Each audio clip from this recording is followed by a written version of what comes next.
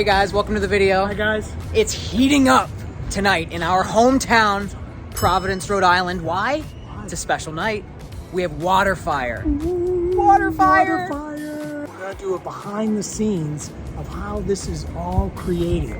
We're going to talk to the executive artistic director, the guy who thought up this whole thing. He made this. I'm Barnaby Evans, and I'm the founder of WaterFire, but I'm also the executive artistic director. And one of the guys who's in charge of all corporate sponsors. My name is Ed Cabral, and I work here at WaterFire. I'm the director of sponsorships and corporate relations. Because it costs a lot of money to put this thing on. But we are so excited to show you what Providence has to offer. And for us, it all started this morning. We volunteered to actually set everything up with the rest of the volunteers.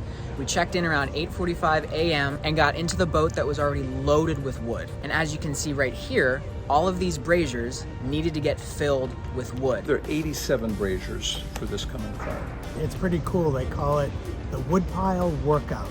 And it was, unfortunately, my guy's injured, so he was filming most of the time. So I was doing most of the work, but it was cool. And it's this very, very detailed process on how to create these things. And they put this wick thing in the center so it can, make sure they all light and they all have to hold up pretty well, because as you can see, these up top are above the tide line, but they were the water was this high this morning. And part of the process was pulling the boat right next to the brazier. You gotta lasso it so you can pull it in towards the boat, and then Brian put his wick on top of it. And the wick had this newspaper balled up in the bottom all the way up to the top, which was a cupcake tin full of kindling. Yeah, it was some, almost looked like horsehair and some wax paraffin that I'm sure catches on fire like a candle. That's fuel. But these things float. So a couple times, a couple of the pontoon boats were going down the river with tourists on Too them. fast. Too fast. So it all of a sudden you see them and we had to go back and adjust some. So it's really a cool process. And there's a real science behind it. Building these, the wood in the braziers. Right, the braziers. The braziers. After we were done, we did 12, each, there were probably 5 or 6 boats. Yeah. So, and some did 12, some did more, obviously. Then we had to go back, and there was a huge, I'd say at least 5 to 6 cords of wood high that we had to put in big recyclable barrels, dump them in the boat so they have cords tonight, because Chris, our captain, told us sometimes, depending on the weather, depending on the wood itself, they could go through anywhere between 5 and 8 cords of wood. It was crazy. And John's got to put a little thing saying what a cord equals. I haven't seen that much wood since last time we were in Key West. But So you restocked all the boats with wood, and that's the beginning of the preparation for the night. That's just the beginning. I mean, Yeah. and honestly, And it's weeks in advance that they plan all and this they stuff. were there at 5 in the morning. Yeah. Getting stuff ready. We just went in for our 4 hours of work and we were done. And that's the thing, 95% of the people, volunteers. Yep. This is all done by the city. This is just people that you could run into day to day, Yeah. right? So we were on the boat with 2 other great people, Sean and Chantel. And Captain and Chris. Captain Chris. I'll tell you, it was work, but it was a lot of fun. The fruits of our labor will shortly be on scene, and you'll be able to see all of the awesomeness. And I told him he has to film the ones that we made. Of course. These are the ones we did. There's 8. Well, there's 12, but we did the first 8. Because and it was funny because Captain Chris, very proud of the stuff that we were doing. He's these ones are the closest to the audience, so we have to make sure they look good. No bark facing the outside, no knots in the wood facing on the outside. You want it to look good. You Yeah. wanted some good wood, right? So he had pride in doing this. Yes. And he's a volunteer too, so it's awesome. And now we have to wait for the sun to go down. WaterFire, as you can imagine, is such an expensive undertaking. You bring hundreds of people together, a lot of 200 to 300 volunteers for each event. We have a small staff of 20 folks. So in order to put on a WaterFire lighting event, I try to raise a minimum of $75,000 for each full WaterFire lighting.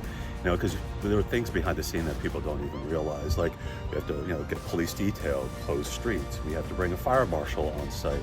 We have to, you know, bring power and lights and all these other things downtown to this area that is, you know, for our sponsors and tents and for our food vendors and our artists to be there.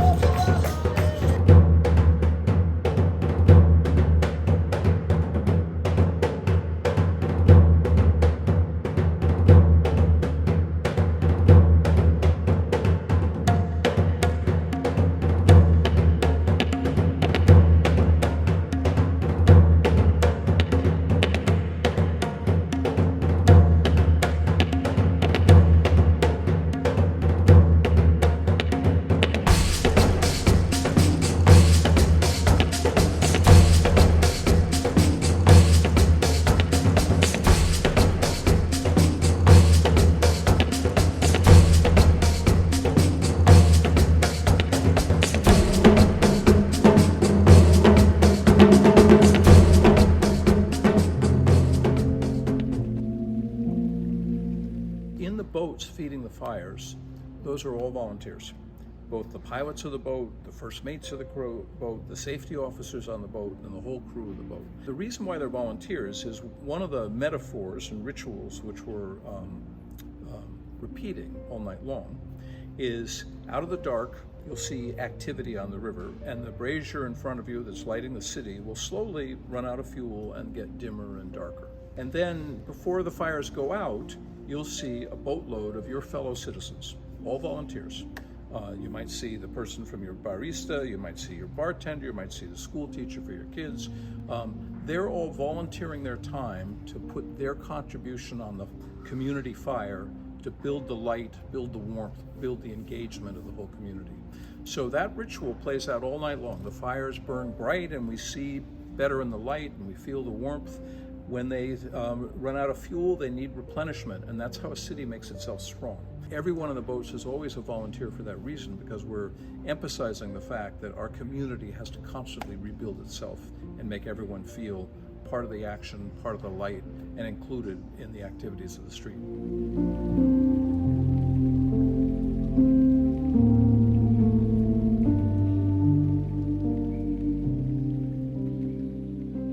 And 1, 2, 3, now take it to the side. Go, open, close, open, close, open, close, open, close.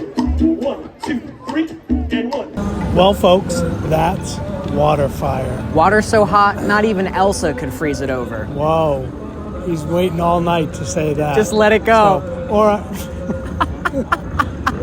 But all our hard work up in flames. What can I say? But it is, you know, it's very like Game of Thronesy. Very Game of Thrones. Yeah, you can stop calling me Jon, start calling me Jon Snow. Watch out, White Walkers. More like Tyrion. We might be the smallest state in the union, but we're big where it counts. If you have no plan, right here, right here.